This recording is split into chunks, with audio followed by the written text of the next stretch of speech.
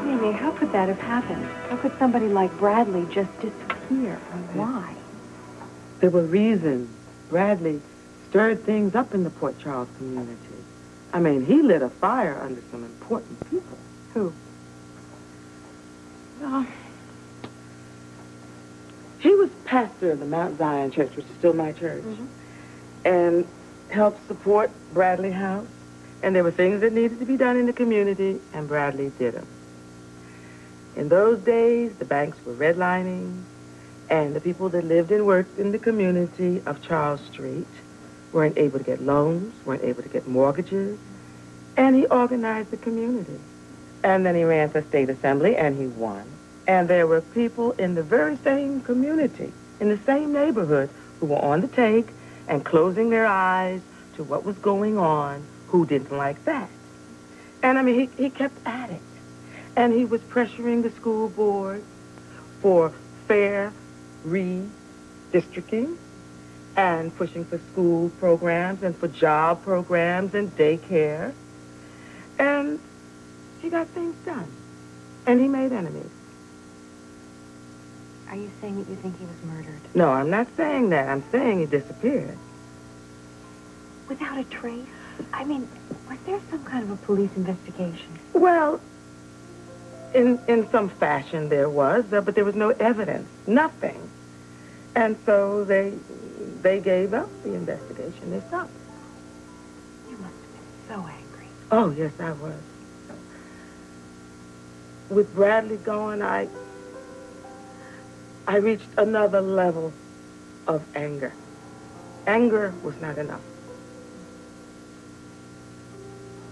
You understand that? I think I do. Is that why you left your house?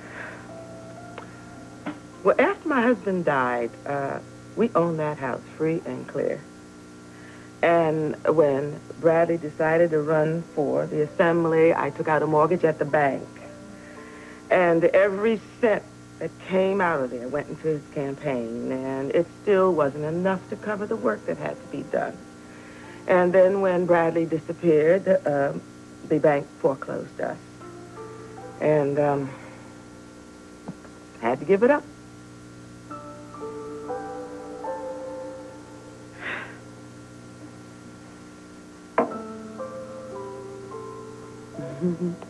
It's a shame. Maybe it was time. My daughter-in-law took Justice and Faith down to Philadelphia to live with her relatives, and my youngest son helped me buy this place. And you filled it with babies. I did indeed. And now that old house is yours, and it's filled with happiness, and that's a joy. For me, too. Did Lucky ask you about his room? He did. And I told him it was Bradley's room. Really? Yes.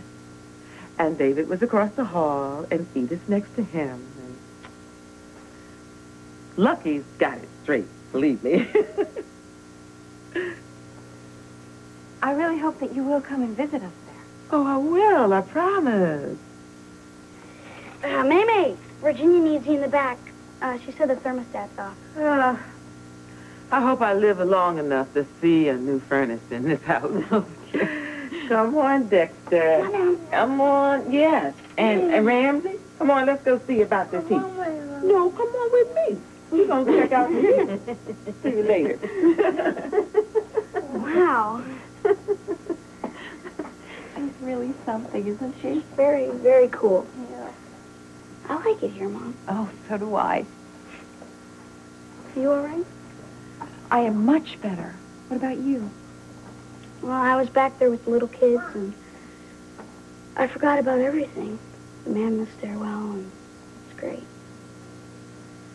And she told you about your room? Yeah. She told her that her older son lived in there, and she showed me a picture of him. I love all these pictures. Yeah, me too. They're nice, aren't they? Mm-hmm. Someone's here looking for you. What? Oh, Luke. Thank God. Oh. Yeah.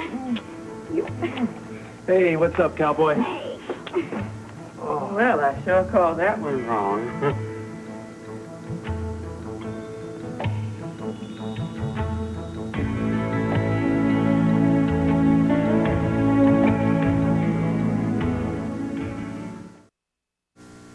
Mae. This is my husband, Luke Spencer. Mary Mae Ward.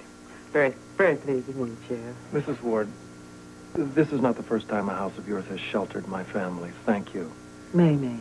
And you're very welcome. Lucky. Yeah. Dexter's been hollering for another ride on that wheelchair. Time to leave your parents alone for a minute. Well, I promised him and Ramsey 2 turns. You know where to find us. Thank you.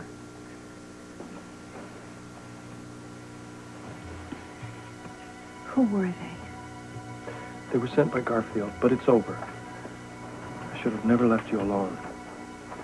Well, what does it mean? I mean, where do we go? What do we do? It all came down between Frank and Garfield's men. According to Sonny, we're out of the middle. Garfield was smoked. So, at least for now, this part of the game is over.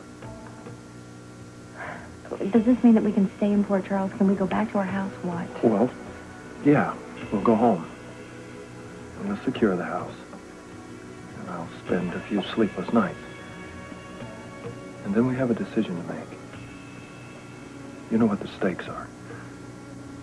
Do we stick it out here and do what we came to do? Or do we take off again?